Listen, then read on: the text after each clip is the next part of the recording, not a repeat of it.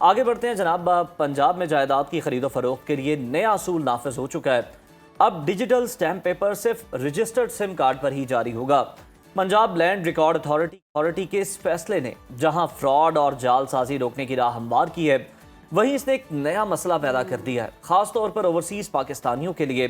पाकिस्तान में फाल सिम ना होने के बायस वो अपने नाम पर स्टैम्प पेपर हासिल नहीं कर पा रहे और इस वजह से जायदाद की खरीदो फरोख्त, मुंतकिली और कानूनी कार्रवाइयां तातुल का शिकार। और अब सवाल ये है कि क्या ये पॉलिसी शफाफियत की तरफ कदम है या आवाम के लिए नई मुश्किल है, और बैरूनी मुल्क जो पाकिस्तानी उनके लिए इसका कोई काबिल अमल हल मौजूद है या नया निज़ाम कानून के मुताबिक है या नहीं, और आम शहरी अपने हुकूक का तहफ़्फ़ुज़ कैसे कर सकते हैं। इन्हीं अहम नुकात पर गुफ्तगू हमारे साथ मौजूद है माहिर कानून बैरिस्टर वकास अब्रेज़ खान साहब। बहुत शुक्रिया आपके वक्त का। वेलकम टू सुनो पाकिस्तान। सबसे पहले तो ये बताइएगा, ये स्टैम्प पेपर के इजरा के लिए जो सिम रजिस्ट्रेशन लाजमी करार देने का असल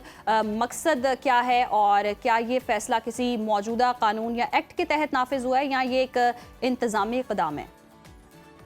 देखिए, जहाँ तक इसकी मकसदियत की बात है, must say one thing in this regard के हमारे पाकिस्तान के अंदर, चाहे वो सिंध हो, KPK हो, पंजाब हो या बलूचिस्तान हो, हर जगह हमें फ्रंट रन ट्रांजैक्शन की जो है वो कंप्लेंट्स का सामना करना पड़ता है। तो अल्टीमेटली हमारी जो सिविल कोर्ट्स है, सिविल लिटिगेशन है, उसके अंदर सबसे ज्यादा एलिमेंट ऑफ फ्रॉड जो नजर आता है वो इन्हीं जेली स्टैम्प पेपर्स की वजह से नजर आता है। एक शख्स जो है वो एक प्रॉपर्टी परचेज करता है, लाखों में नहीं करोड़ों में वो प्रॉपर्टी को परचेज करता है, लेकिन unfortunately due to the element of fraud जो है वो अपनी प्रॉपर्टी के जो फ्रूट्स हैं या प्रॉपर्टी की जो ट्रांजेक्शन है वो ऑब्टेन या एक्वायर ही नहीं कर पाता, क्योंकि उसके अंदर आप एलिमेंट ऑफ फ्रॉड होता है और उसको फिर कई साल, 1 साल नहीं, 2 साल नहीं, बल्कि 5-5 साल, कई दफ़ा 10-10 साल जो है वो उसी फ्रॉडुलेंट ट्रांजैक्शन की वजह से, जेली स्टैम्प पेपर की वजह से, बोगस स्टैम्प पेपर की वजह से, या किसी शख्स ने किसी का शनाख्ती कार्ड निकलवाया और स्टैम्प पेपर दिया और उसकी जो प्रॉपर्टी थी उसके हवाले से कुछ जेली ट्रांजैक्शन की, उसको अपने नाम पे मुंतकिल करवाया।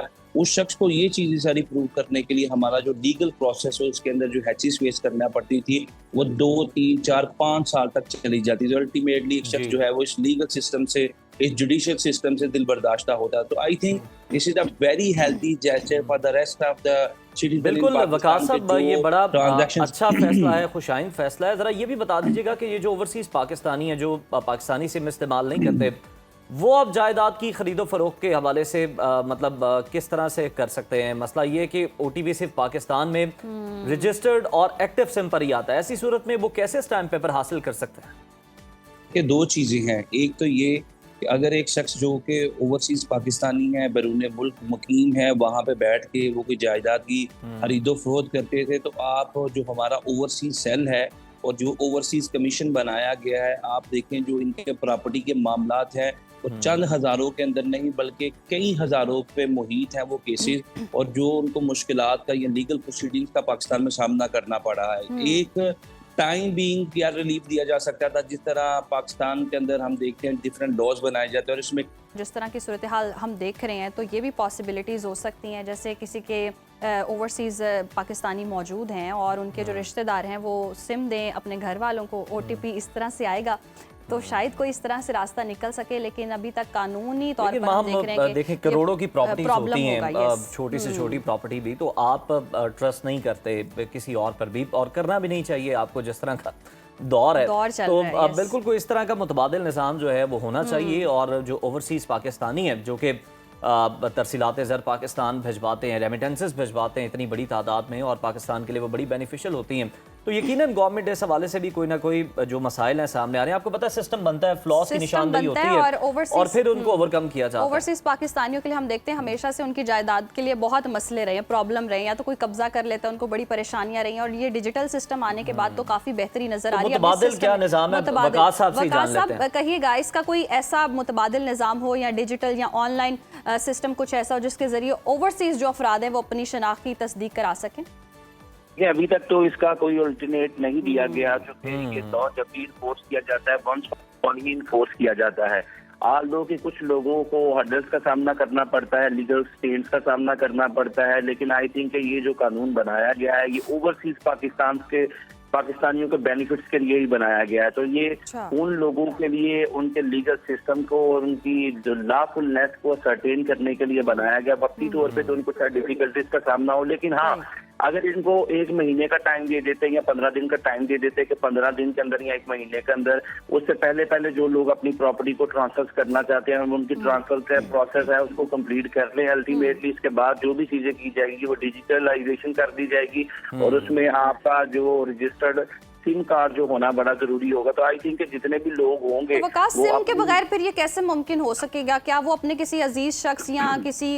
भी रिश्तेदार की सिम के थ्रू फिर काम करेंगे? कानूनी तौर पर फिर वो दुरुस्त होगा? पाकिस्तान के अंदर और स्पेशली बिलखसूस पंजाब के अंदर जितने भी फ्रॉड के केसेस हैं जिसमें करोड़ों रुपए की और कई केसेस के अंदर अरबों रुपए की प्रॉपर्टी जो है वो इन्वॉल्व इंडल्ज नजर आती है, वो सारे के सारे अपने अजीज रिश्तेदारों ने ही पावर ऑफ अटर्नी के थ्रू और जो ओवरसीज बाहर बैठे हैं वो एक जो एलिमेंट ऑफ कॉन्फिडेंस और ट्रस्ट इन्वोक करके अपने रिश्तेदार के थ्रू उसकी मुआहदा तय करते हैं या ट्रांजैक्शन करते हैं थ्रू उससे लीज मॉर्टगेज, वो सारे के सारे जो है वो फ्रॉड की नजर होती हैं। लोग मिस अप्रोप्रिएट कर लेते हैं, लोग अपने नाम पे करवा लेते हैं और जब वो पाकिस्तान आते हैं तो उनको 5 साल बाद या 3 साल बाद या 10 साल बाद इस चीज का इदराक फहम होता है कि वो सारी प्रॉपर्टी जो एक ट्रस्ट के रिश्ते के बेस करते हुए उन्होंने अपने किसी अजीज के हाथों जो वो बेचने के लिए कहा था या लीज के लिए कहा था या मॉर्गेज के लिए कहा था, वो प्रॉपर्टी उनके नाम पे नहीं रही। तो लिहाजा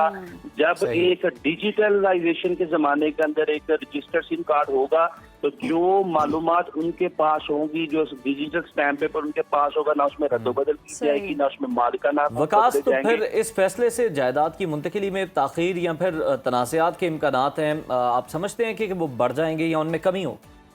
देखिए, मैं ये समझता हूँ, कहा जाता है कि आप देर से घर चले जाएं बजाय इसके कि आप कभी घर ना पहुंचे। तो ये जो इशारा काफी अक्लमंद के लिए कि आप 2, 4, 10 दिन इसको डिलेइंग प्रोसेस को आप कर लें, लेकिन आप बजाय इसके कि किसी फ्रॉड के एलिमेंट का सामना करें, बजाय इसके कि आपको अदालतों में धक्के खाने पड़े 5 साल के लिए 10 साल के लिए अपनी ओवरसीज जॉब छोड़ जाएं, वहां पे सारे आपके मामला डिस्टर्ब हों, आप वक्ती तौर पे बहुत ज्यादा प्रॉब्लम का अगर आपको सामना है तो ओवरसीज पाकिस्तानी एक टिकट ले, बजाय इसके कि कल तना आके वो 5 लाख किसी वकील को या 10 लाख किसी वकील को किसी सिविल केस के अंदर दे, किसी लिटिगेशन में जाए, वो अपना आके यहाँ पे अपना प्रोसेस करवाए, अपनी सिम ले, जो भी इसका अल्टरनेट प्रोसेस है उसको आप करे, ताकि सारी चीजें लीगली और लॉफुली की जा सकती है, इनके बेनिफिट के लिए है। पंजाब हुकूमत ने मौजूदा वक्त में मैं ये देखता हूँ कि जितने भी कवानीन बनाए वो पाकिस्तानी अवाम के बिल्कुल वकास, ये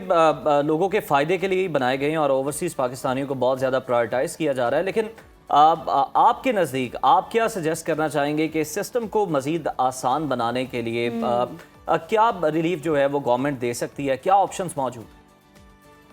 जो इंटरनेशनल सिम्स का कंसेप्ट है उसको आम करना पड़ेगा कि अगर एक शख्स जो है कि उसके पास इंटरनेशनल सिम है, वो पाकिस्तान से बाहर भी मुकीम है, उसके अपने आईडी कार्ड पे मौजूद है, तो वो उस पे जो ओपीटी 1 टाइम पासवर्ड आता है उसके थ्रू वो कोई अपना स्टैम्प पेपर हासिल कर ले। जिनके पास बिल्कुल सिम कार्ड रजिस्टर्ड नहीं है उनको एम्बेसी के अंदर या जो हमारी फॉरेन कंट्री में पाकिस्तानी एजेंसीज बैठती हैं वहां पे उनको ये जरूर फैसिलिटेट करे, सऊदी अरब के अंदर, यूके के अंदर, यूएसए के अंदर, ताकि वक्ती तौर पे उनसे रजू करके जो उनके प्रॉपर्टी के लेन देन के मामला है या ट्रांजैक्शन के मामला है उसके अंदर किसी किस्म की डिले ना आए, ताकि ये लोग भी जो है with in the span of law jurisdiction of law अपनी लीगल ऑल्टरनेट वे हो सकते हैं। बहुत शुक्रिया वकास आपके वक्त का, और यकीनन जो जिस तरह से बताया जा रहा है मौजूद हैं उस तरह से तो ओवरसीज पाकिस्तानियों के लिए आसानी है, शफाफियत भी नजर आ रही है।